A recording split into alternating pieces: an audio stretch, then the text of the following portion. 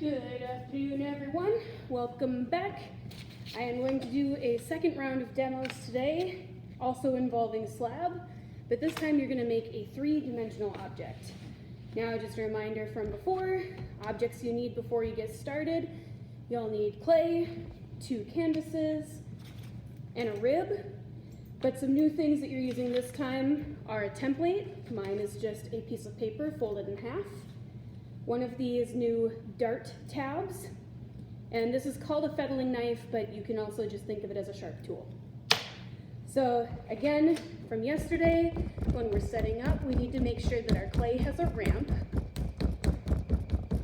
so that our slab roller can grab onto it and pull it through. And how that's nice and flat to wide. We're going to stick it on our canvas about 4 fingers from the edge. That way that we can stick it into the roller without feeding our fingers into it. And I'm going to set my canvas on top.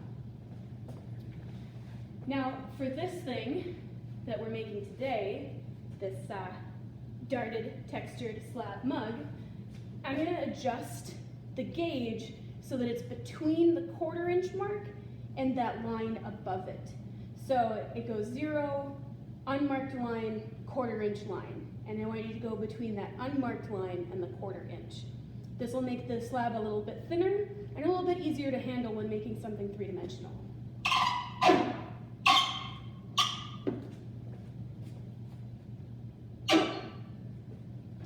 I'm going to feed this in.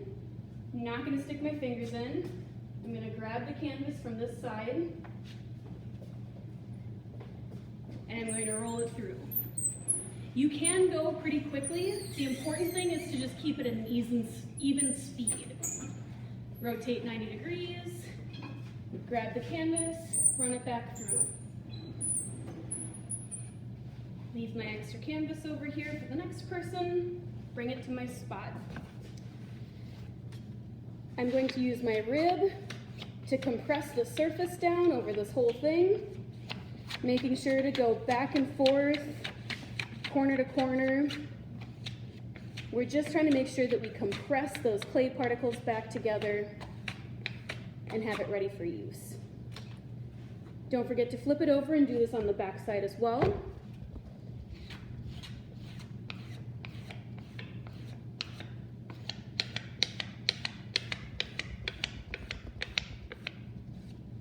Okay, now, as before, you'll need something to make a texture. Yesterday I showed you how to make a texture using a pony roller and a sample from those drawers, but I have some tools that you can use without a pony roller. So I grabbed a comb just because I thought I might be able to make something cool with it. You see I made a little swipe. Now I kind of went too deep on this, so I'm going to rib out or compress back down these areas. And I'm going to add another little swoosh. All right, I like that much better. I'm just going to run through this really quickly. Just like before, you line up your template, and I'm going to figure out how I want mine to line up. I think I'm going to go about like this. Make sure that you don't go so there's no space on either side. So if you see how my slab is lined up, I'm not making it so it's taking up all the space. Now my slab is a little bit bigger than yours might be, so I have plenty of room on both sides, but make sure that you're lining up all the way on one end if possible to leave yourself the maximum amount of space to make a bottom for your pot. Now I'm going to place my template, use my sharp tool, holding it up and down. I'm just going to make cuts along this. Now this is paper, it's not sealed, so it might get a little wibbly wobbly. So this is going to be a especially important time to hold your tool straight up and down. Don't angle it in, don't angle it out. You just want to run it straight up and down along the edge of your template.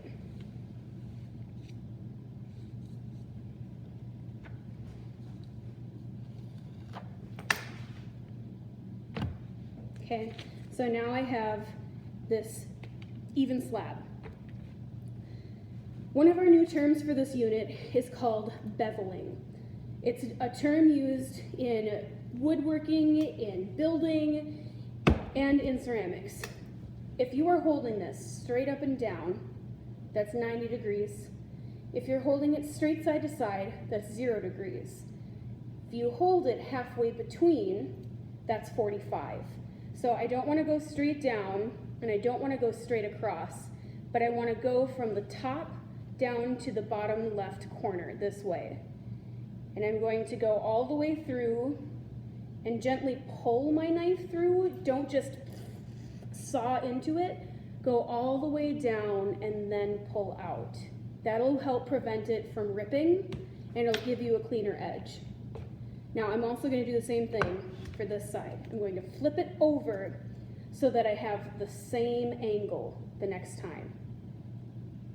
And I'm going to cut it, and now you can see I have these nice little triangular pieces. This is particularly important because slab is particularly prone to splitting. So when you bevel, you give it more surface area to join onto. Now I'm going to just use this comb to score my edge because it works. And I'm going to gently roll this up into a cylinder. And what I'm going to show you here is you can press that seam together. You can always add your texture back in later if you need to, or you can leave a spot where your fingers shine through. I think I'm going to add my texture back in. There we go. And then you can use your hand to support it as you blend the inside, flip it over.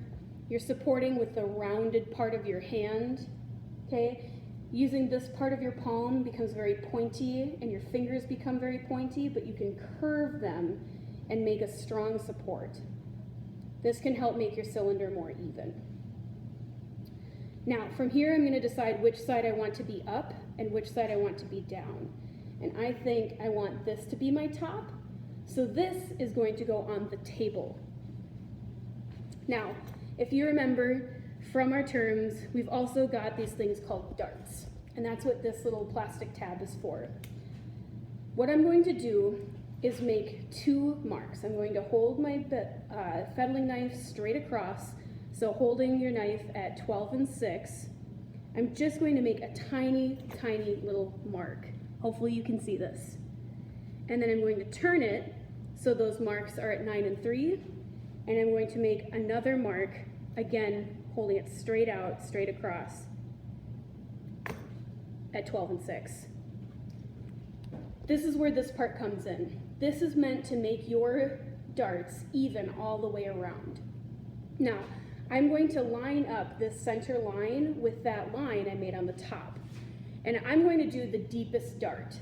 Anything that you see on here, you can hold it this direction, you can hold it this direction, will change how your pot forms. So if you have a longer, wider dart, you're going to have a more intense and narrowing of your bottom of your pot. If you have just a short, narrow one, it's just going to give you a little bit of space. So instead of having a cup that just sits like this as a cylinder on a table, you're going to give it some more life and lift. So again, I'm lining up the top line of this, and I'm lining up that middle line with the middle of my marking.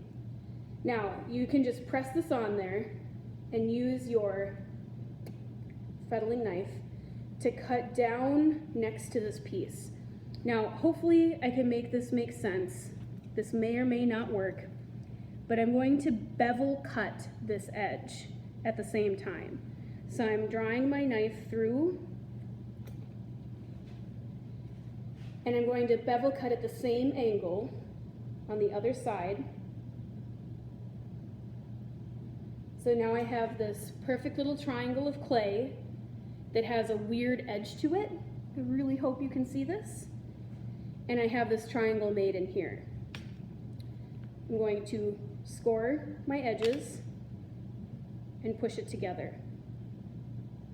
Now I'm pinching the seam together and then blending it, because remember, we need to compress those particles back together. And now I'm going to go through and I'm going to do the other 3 much quicker.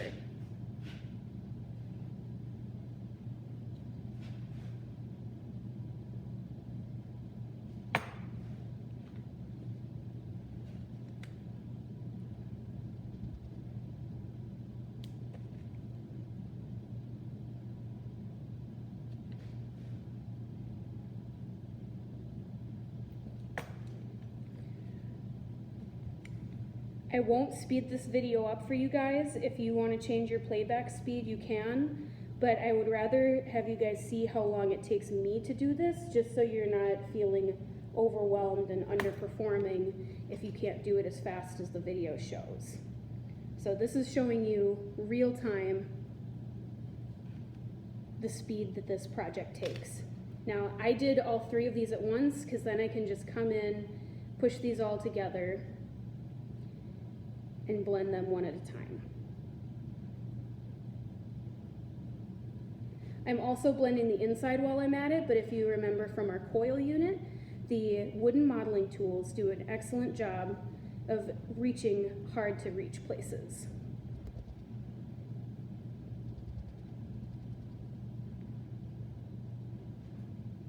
Okay, so now I have this perfectly square little bottom, and when I set this down, it lifts off the table. It's got some breathing room. Now, there's no bottom in this. What are we gonna do? That's where this extra slab comes in. I'm gonna grab a piece here, and I'm just gonna set my cup on top of it and cut around that edge.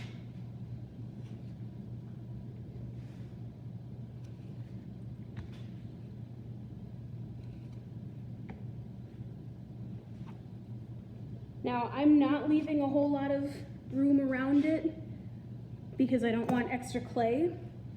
You can do this how you would like, but then from here, I'm going to score my bottom,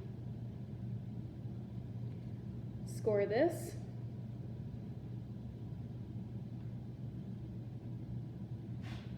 place it on, and I'm going to blend.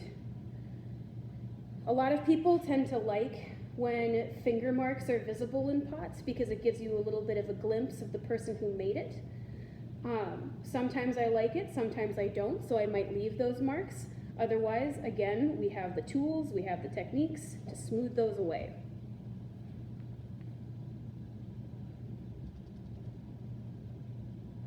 Don't forget to sign your piece.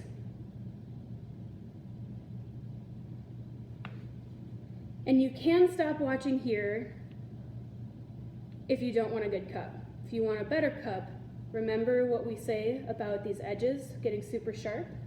You can either use your rib, you can use your fingers, you can use one of the pony rollers, but you'll want to do something to smooth those out because I don't want you guys turning out to be like the Joker with a cut face.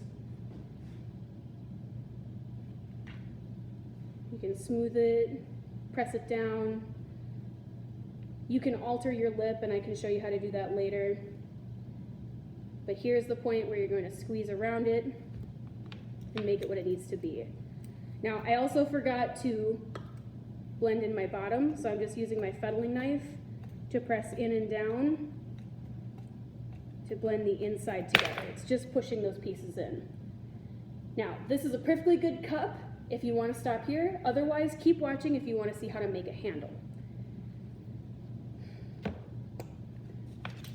I'm going to use the same extra piece of slab and just cut off a chunk. I would go no more than 6 inches to start with, and I would go no wider than 1 inch to start with. So if you want to lay your finger on it and figure out how wide that is, you can see as you're cutting down. You can always cut down more later. But now I've got this chunk, and I can kind of see how I would want a handle to look. Now, this is a huge handle for this size of cup. So I know I don't want one that long. I'm going to bevel cut this edge, and this is going to give me a flat surface so that it can join up with that edge of the mug. And now, I like how this one looks a lot better, but it's still a little bit too wide.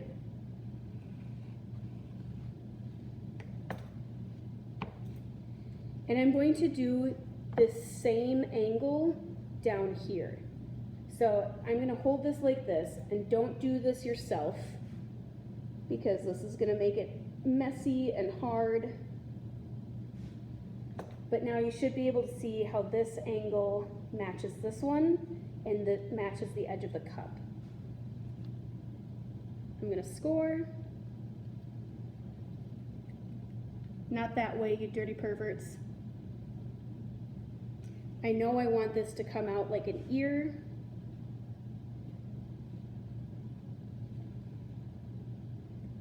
Press in, and then I can blend that down.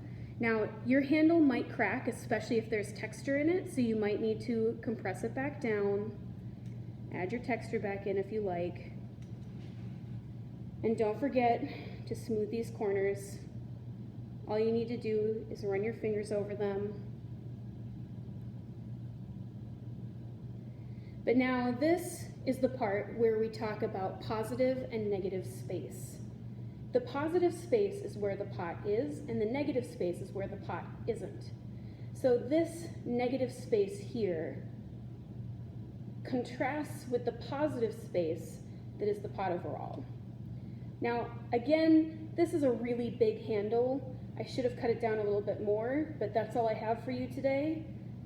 Hopefully you get one of these made, but you absolutely must have one of the plates made by the end of class today. That's all for now. See you later.